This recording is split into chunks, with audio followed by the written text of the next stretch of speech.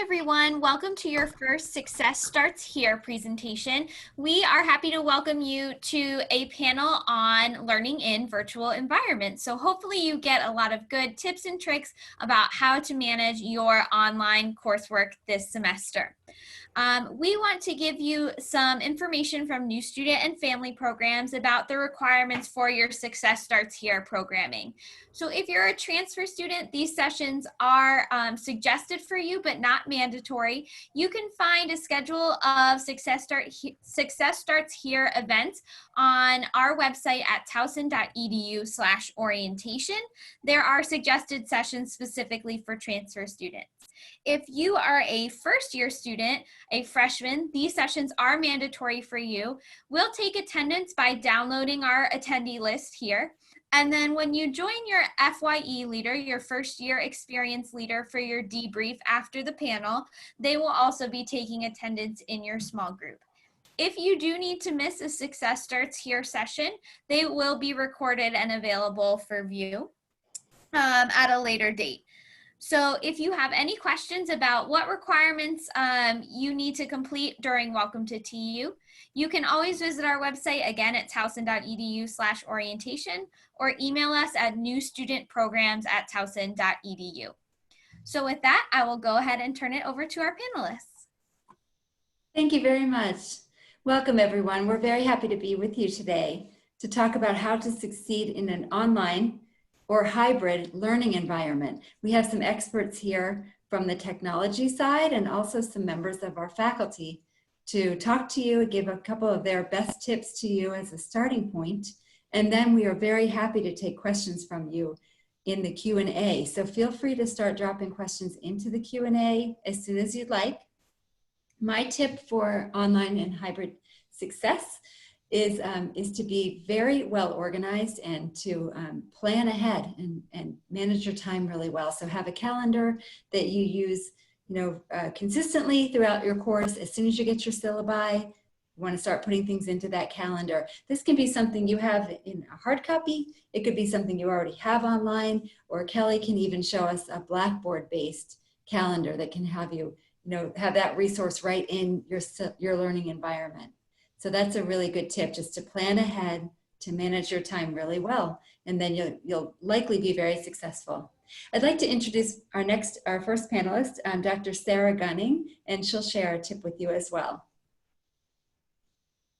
Hi there, I am Dr. Gunning and I teach in the English department. And I think some of you have already logged into Blackboard to see if some of your courses are starting to populate from PeopleSoft. And in prior sessions, a couple of students have said, I see 1 out of my 6 classes showing up, or 2 out of 4, what's the story? And I just, in between my last session and this one, I just made my course available because I was still making tweaks to the syllabus and schedule. So I had one course that was up and ready, and the other one I was still doing finishing touches on. So that's probably the case for your professors too. And I added a little note saying, if you haven't heard from your professors by now, you might send them an email. You're not bothering them. We understand that you want to know what's going on and what to expect. So I just wanted to encourage communication in between you and your professors and let you know what was going on with Blackboard. Thank you, Dr. Gunning. We'll hear next from Kelly Kraft, who is our Blackboard expert. Hi, my name is Kelly Kraft, and I am one of the Blackboard administrators here at Towson University. My quick tip is actually something I want to show you, so I'm going to go ahead and I'm going to share my screen. So this is my Blackboard screen, and throughout the semesters, you're going to accumulate more and more classes. And a quick tip would that in the My Courses module, you can go up and click the gear icon, and then click Group by Term, and then Submit. And then all of your courses will actually group by term, and you can also hide certain terms as well. Just like we just heard from Sarah, your professors may not have made your course available, and how you can see that is your course will not be blue. Instead, you won't be able to click on it, and it will say currently not available. And that's a good way to know if your course is available or not at this time. Thank you, Kelly. Let's hear next from Dr. Nag. What kinds of tips would you have for our students to get them started? Hi, I'm Baron Nag. I am in the College of Business and Economics, and I teach in the Business Analytics and Technology Management Department. I'm going to be using Blackboard, of course, and I'm going to be using WebEx for most of my lectures. That's one thing that you should be aware of. What your professor is using, whether it's WebEx or whether it's Blackboard Collaborator, whether it's Zoom this semester. And please keep an eye on every course. Keep looking at Blackboard regularly to see what the schedules are, and keep in touch with your professor. And if there is things that you have to do with your classmates, keep in touch with them for all that group work. One of the things that is very easy to do in a online course is kind of lose track of what is going on, lose touch with what is going on, and the whole class passes you by. Don't let that happen to you. So thank you. Great advice. Thank you for sharing that. And now we'll hear from Matt Wind, who's our tech leader on the campus. Oh, you're so kind. I like that title. I'm gonna try to use it in the future. Hi, I'm Matthew Wind. I'm the director for academic and student technology in the Office of Technology Services here at Towson University. Welcome to Towson. So the tip I have for you guys is that we had heard from students last year about that they really didn't feel like they were aware of a lot of the technologies that we have available to them on campus. And so over the summer, we've built out a resource for you guys, nice and concise. You can read it in about under 5 minutes and get a good sense of what's available to you to author or to participate in regarding technology. Check it out at towson.edu/student remote. Oh, hold on. Students, plural, remote tech. That's students remote tech. I'm going to put that link into the chat right now, and that should be good. Oh yes, I'll have a cat in here too sometime. Thank you, Matt. That's really helpful. And the students will want to access that and see what they can get for free and use throughout the semester to help them to be successful. We have one question in Q&A, and I'm a little confused about it. And it is saying this: Nadira, I couldn't log into mine. Will watching this still count for me since this is mandatory? I'm thinking maybe you didn't use your net ID to log into this session. Is that the question? If that's the case, just tell during the debrief, be sure to tell your small group leader, and that should take care of it for you. We have some other questions that we'd like to share with you that we kind of brainstormed earlier in the week as the types of things we hear from students all the time. One is, can I get push notifications from my professors when they update their Blackboard course site, so that if they change something or if they add something or if they make an announcement, can I get a notification on my phone so that I'll see that right away and I don't have to just be checking into Blackboard every 5 minutes? So does anybody have an answer for that? So yes, you can. To update your notifications and change around your notifications, you are actually going to, I'm going to share my screen again, actually. So for me, I like to see it. So you're actually going to go up to your student name, and there is a drop-down menu. And from there, you can edit your settings that is at the bottom here, and you can edit your notification settings. And from there, you can change a lot of different things. You can change either your individual course, if there's a certain course that you would like, or you can do your whole entire notification for courses you are taking or organizations.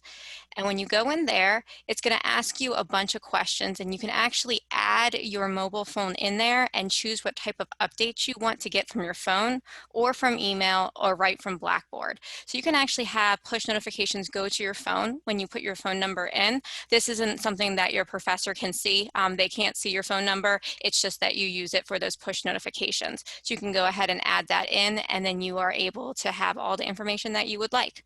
And then you click submit.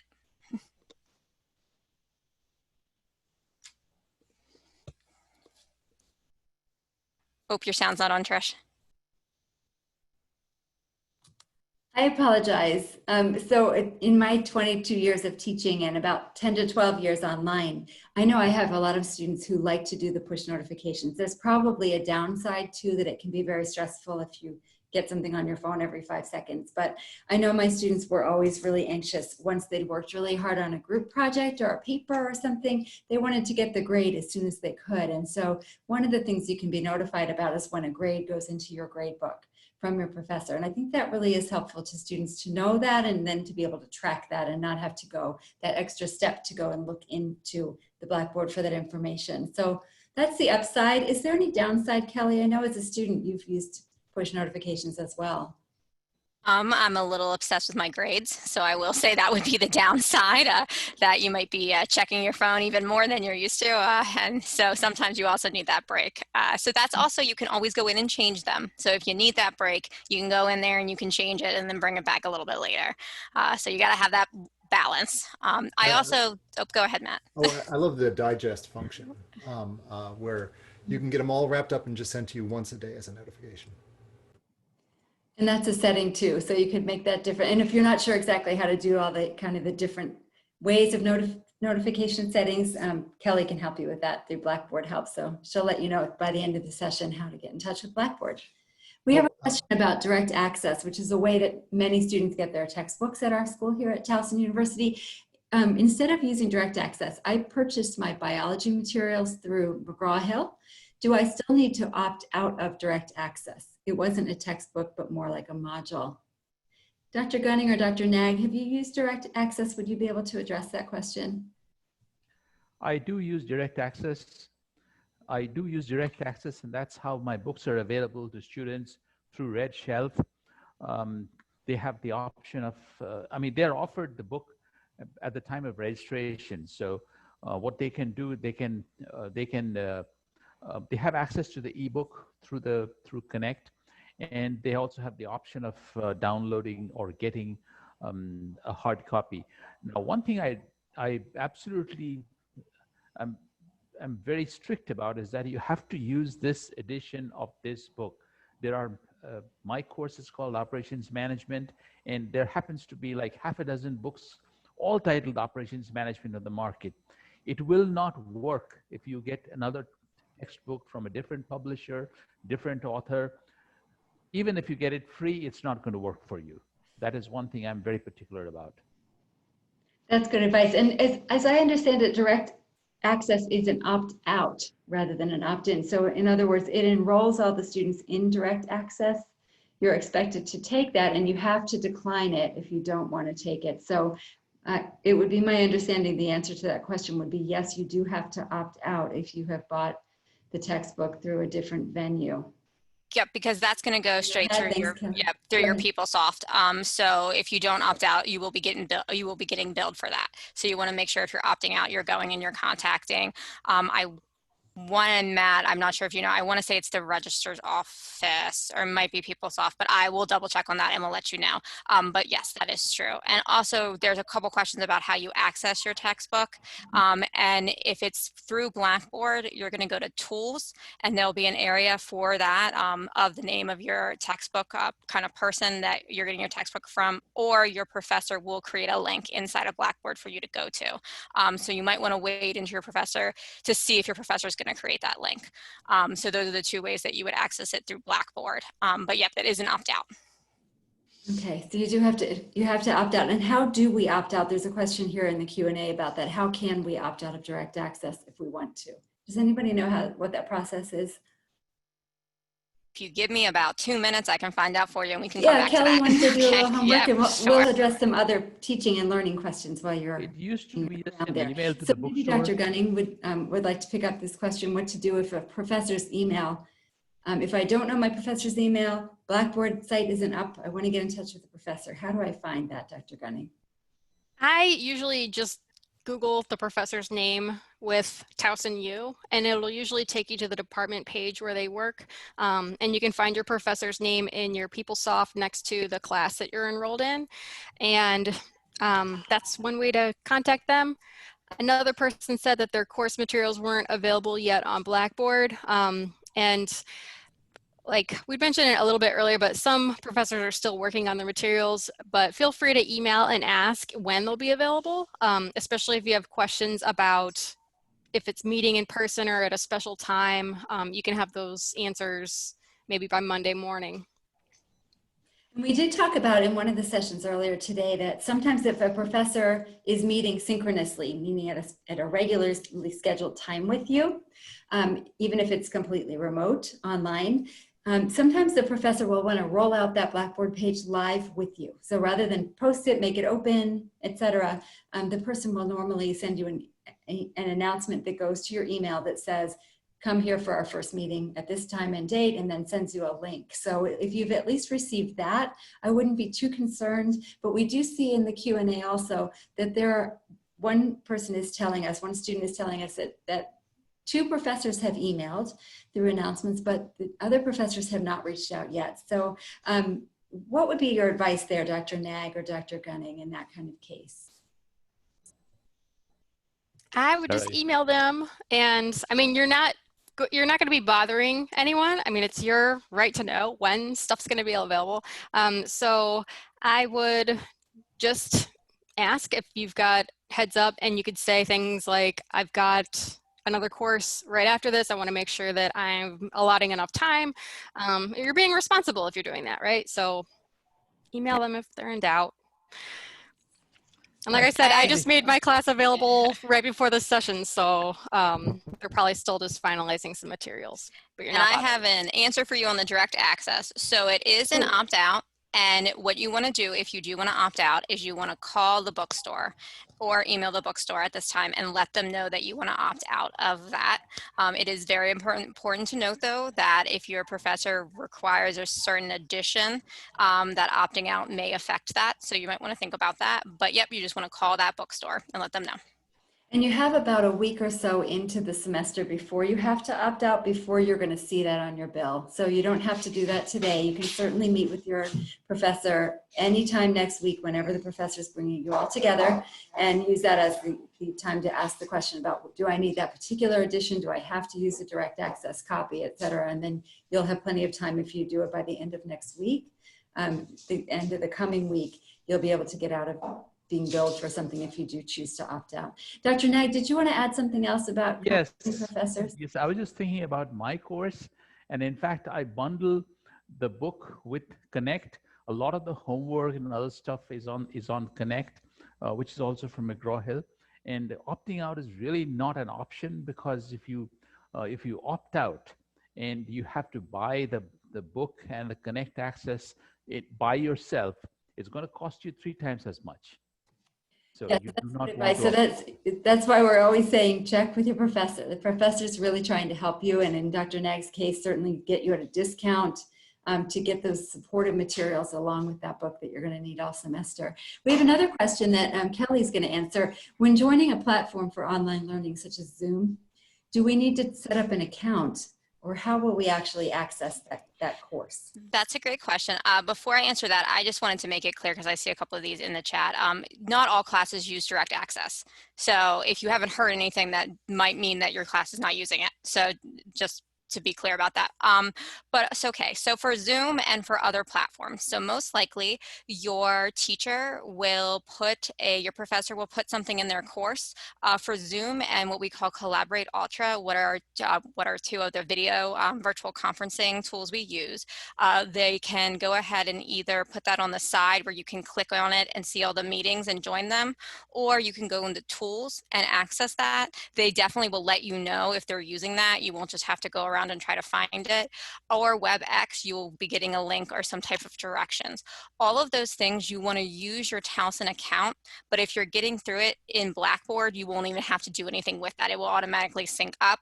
But if not, you definitely want to be always using your Towson account for those things. We also use a single sign-on log-on. So that means that we protect you in 2 different ways. And that's why you always want to use that Towson account to make sure that your information is safe. Thank you, Kelly. Why does my textbook have an expired date on Blackboard? Do you know what that might mean, Kelly? Or Dr. Gunning or Dr. Nag? I will say as a student, I have bought in textbooks before for classes. I'm not a student anymore, but as a grad student, I did. And they go away. So if you have to use it again, you have to buy it again, unfortunately. So that's probably why it has an expiration date. I see, I see. Expiration date, thank you. Where and when do we get links for the class meetings? A few of my professors have mentioned it's synchronous online, but they haven't put anything on Blackboard yet. I know we keep getting this question over and over again. I know it's a real concern for the students. So if you joined a little bit late, we've been talking about this a little bit this afternoon. We've been saying that professors are really variable. Many of them will want to have their courses up, 2 weeks ago and have them open. And then as soon as the students can possibly access them, they're available. But there are other professors who may spend this weekend finishing up, just doing some little tweaks. And, I want to make a little change. I want to make one more addition before I make it public to my class.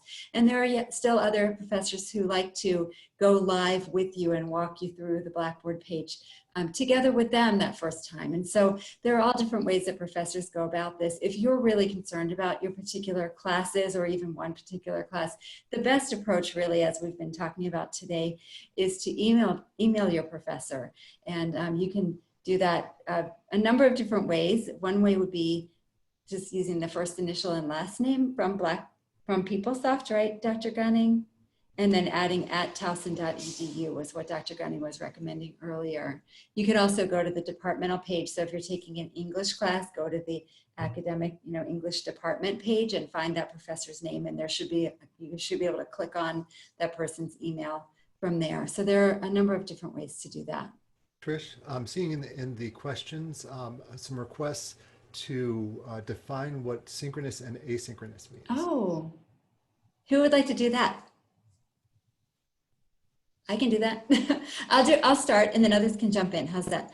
So if you have a synchronous class, what that means is that your professor wants to meet with you at the same time each week, maybe once a week, maybe twice a week. Dr. Gunning can give us an example of that in a minute.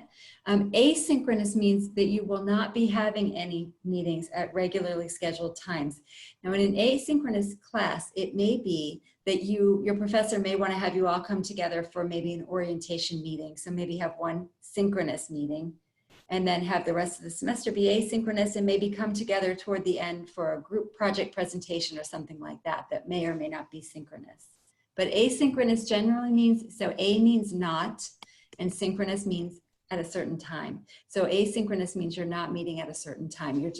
You're able to work on your work. You have due dates still. You'll have deadlines that will be set by your professor, and you'll have communication back and forth with your professor and likely with your classmates throughout the semester, but there won't be any meetings at a particular time. Synchronous means you're meeting via Zoom, WebEx, Blackboard Collaborate, something like that. And you'll either be doing that in a classroom setting or remotely or a combination of both. Dr. Gunning, do you want to jump in? Yeah, I can just give an example of two of my classes that I'm teaching. One actually hosts meetings every week. Every Tuesday we speak for an hour and a half, and then they do homework on their own.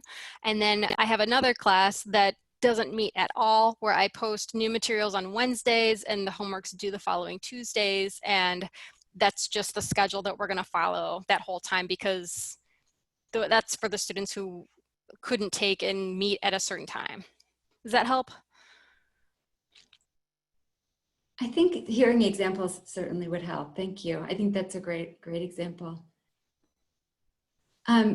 Question about credits for class. How can I tell the number of credits a class offers so that I could find a suitable replacement if I attempt to drop this class and take something else instead? Would Dr. Gunning or Dr. Nag like to answer that?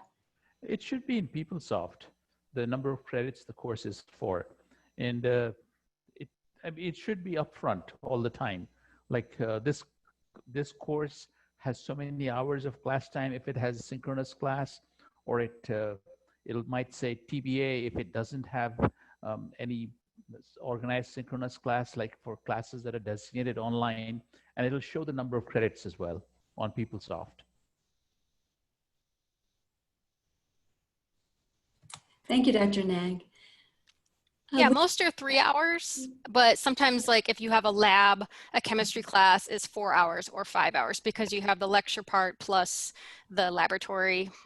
So does that help a little bit? I think that's a great point, Dr. Gunning. And there's a question here that is very interesting to me. Should I take biology and chemistry the same semester? Well, we're not going to answer that one for you. That's something you want to take right to your academic advisor. Okay, so just be sure that you talk to your advisor about whether that works in where you're trying to go for your progression plan. You want to make sure that that works, that those classes may work together or maybe don't work together, that maybe the workload is not too heavy or is too heavy to take together. So your academic advisor is going to be the best source of information for that. That's another person that wants to hear from you, just as the professors do. Feel free to email your advisor at any time.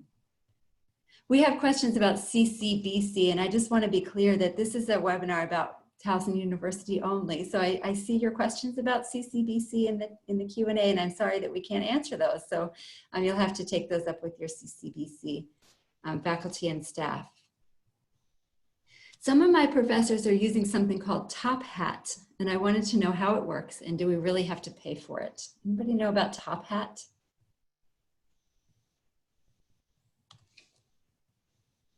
No? So you want to follow up with your answer that? Dr. Nag?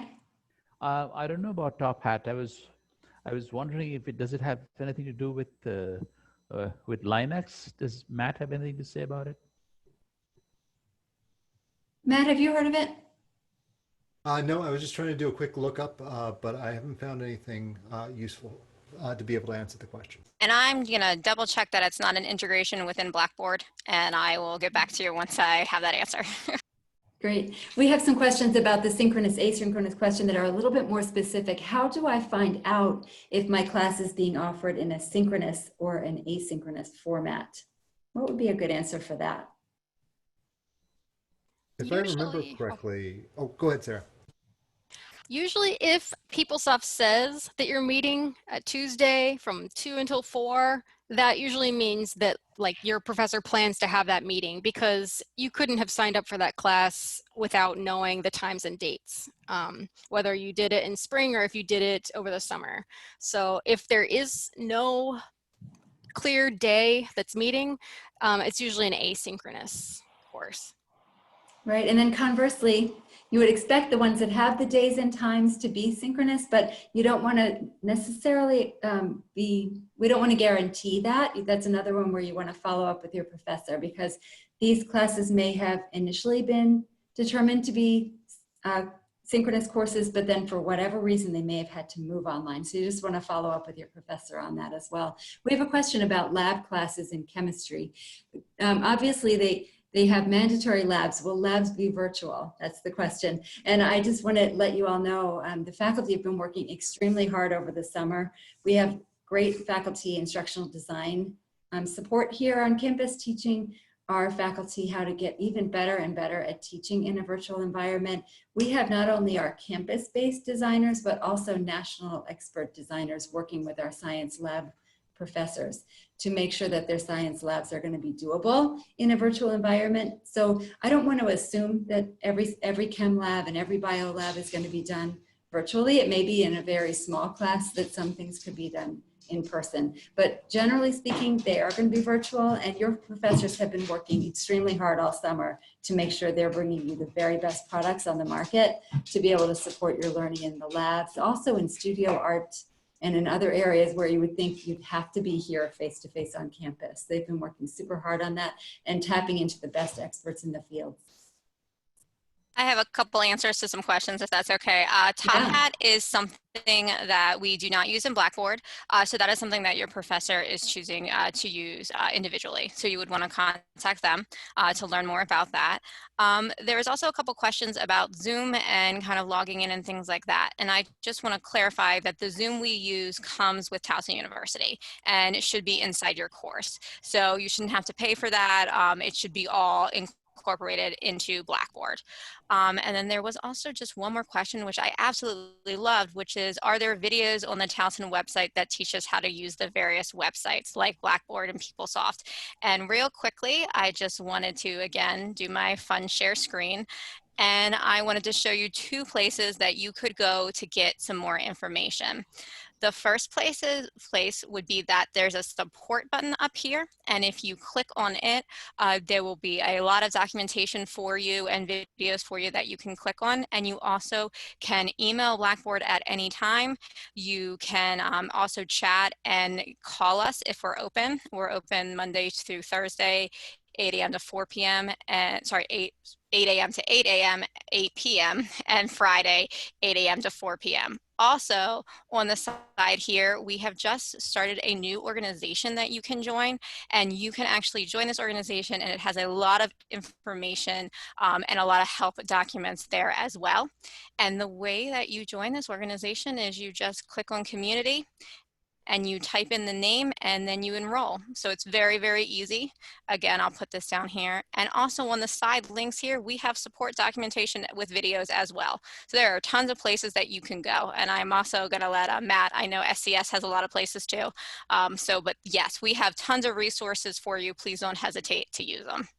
And Kelly, maybe you could talk a little bit about when you say organization, what does that mean in the context of Blackboard? So in Blackboard, you have two different types of it's places you could go. You have your courses, and that's where all your courses will be listed and your professors will upload information. And then you have what we call organizations or communities. We usually use that word interchangeably. And what that means is that they will be places where if you're part of a club, they may make an organization that you can go to. This How to Succeed in Online Hybrid Classes, that's an organization. And that's not by semester. That will stick with you throughout your time here at Towson, and you're able to go in there and get information. You don't get grades from there. It's more of a place to kind of join as a virtual community. So there are a bunch that you can join as you join clubs, and you have your major. Some majors even have them that they want you to go into. So there's a lot of useful organizations that you can join, and some that professors will invite you to. So that's kind of the difference between the two.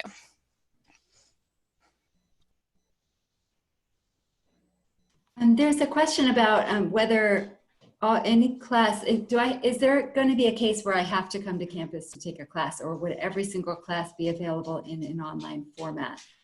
And we talked a little bit earlier today about this in a different session. And I want to make it really clear to everyone that the faculty have worked really hard to try, in many cases, to offer face-to-face courses when it's appropriate for that course, especially. And if you are able to join face-to-face when it is a face-to-face or hybrid course, you should make an effort to do that. But if you have a reason not to be able to do that, for example, you may have family members at home who are in vulnerable medical conditions, or maybe elderly, or you may have other circumstances that mean that you should not come to campus for a time, or perhaps for the whole semester. If that's the case, your faculty members, your professors will be able to offer an online component for you so that you can get through your classes. So just be sure to communicate with the faculty member. Even if the course itself is meant to be offered hybrid, if you can only do online, that's the only possible way you can go and feel comfortable and feel safe, your professor will work with you to make that happen. So just be sure to communicate that as early as you can, and you'll be able to get what you need in order to succeed in that class.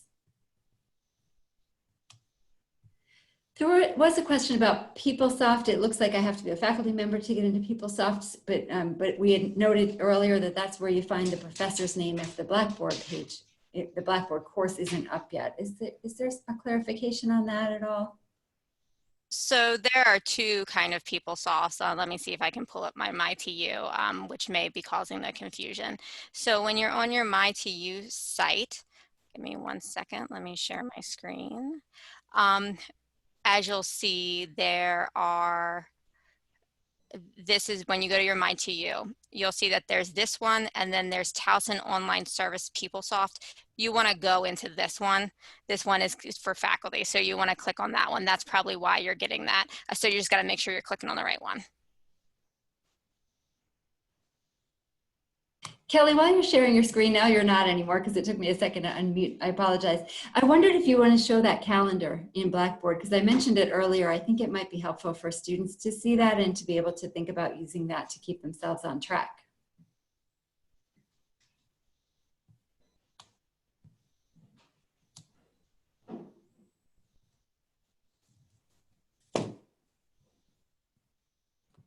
Kelly, I'm not hearing you.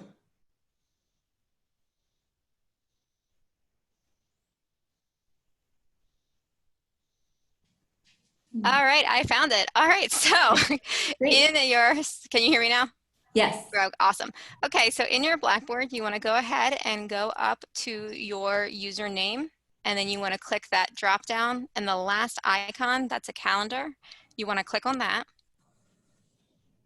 And then here you're able to create your own calendar, and it's also linked to a couple calendars as well, and will be linked to any of your courses. So your professors do not have to, but if they put due dates on assignments, they will actually automatically upload right here into this calendar.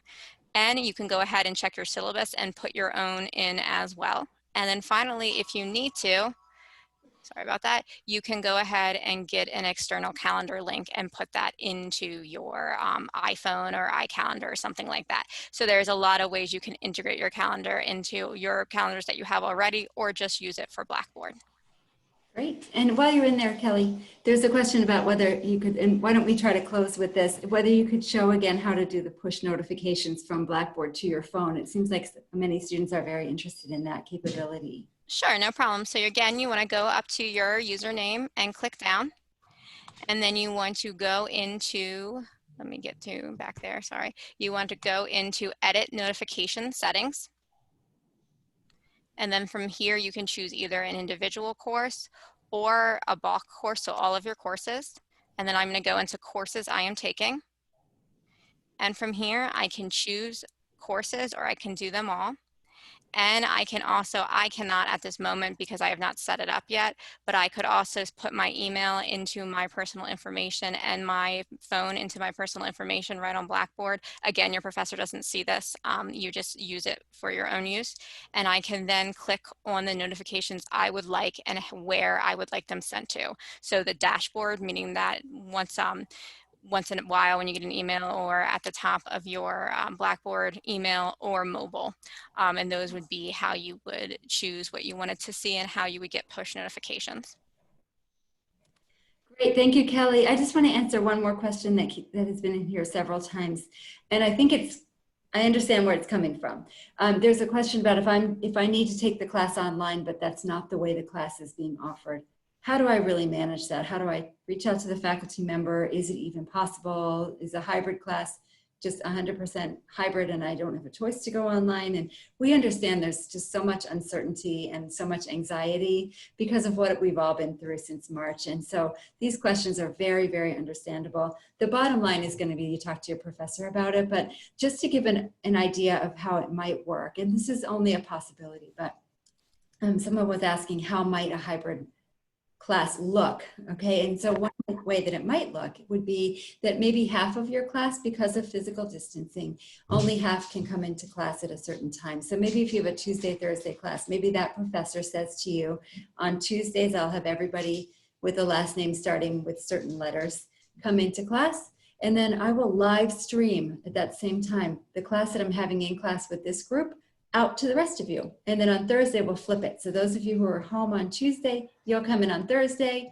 The people in class on Tuesday will be out on Thursday and having it remotely coming to them. So you'll still be fully engaged in the class, however the faculty member intends to use it. Maybe it's completely asynchronous and you're not having meetings at all, but there's going to be full engagement. You're going to see that your professor is reaching out to you consistently, repeatedly, trying to make a community of your classroom just as it would be in a face-to-face venue.